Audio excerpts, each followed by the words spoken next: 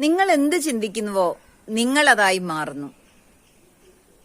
പലപ്പോഴും കുട്ടികൾ കേൾക്കുന്ന ഒരു കാര്യമാണ്, മാത്തമാറ്റിക്സ് പ്രയാസമാണ്, കണക്ക് പ്രയാസമാണ്.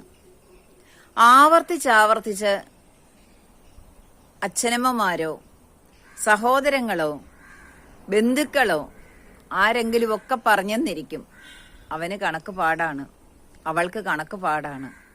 ഇതാണ് കുട്ടി കേൾക്കുന്നത്, ആവർത്തിച്ചാവർത്തിച്ച് കേൾക്കുന്നത് ഇതാണ്. കുട്ടിയുടെ മനസ്സിൽ പതിയുകയാണ്, എനിക്ക് കണക്ക് പ്രയാസമാണ്. ഇനിയെങ്കിലും ഈ പരീക്ഷക്കാലം അടുക്കുമ്പോൾ മാതാപിതാക്കൾ ഒരു കാര്യം ഓർമ്മിക്കുക, കുഞ്ഞുങ്ങളെ അനാവശ്യമായ കാര്യങ്ങൾ പറഞ്ഞ് പേടിപ്പിക്കരുത്. കണക്ക് പ്രയാസമാണ് എന്ന് കേട്ട് കണക്കെടുത്ത് പഠിക്കാത്തയാളാ ഞാന്. സത്യത്തില് നമ്മൾ ഇങ്ങനെ ആവർത്തിച്ചാവർത്തിച്ച് ചില കാര്യങ്ങൾ കേൾക്കുമ്പോൾ അത് നമ്മുടെ മനസ്സിൽ പതിഞ്ഞു പോകുമെന്നത് സത്യമാണ്.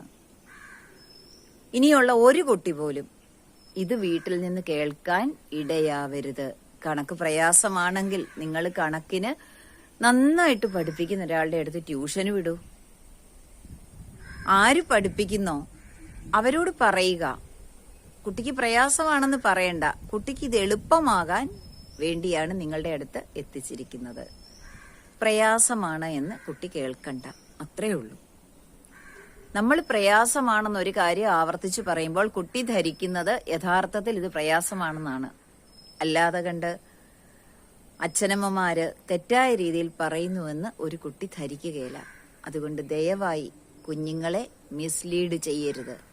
അത് ദോഷം ചെയ്യുന്നത് അവർക്ക് തന്നെയാണ്, നമ്മുടെ മക്കൾക്ക്.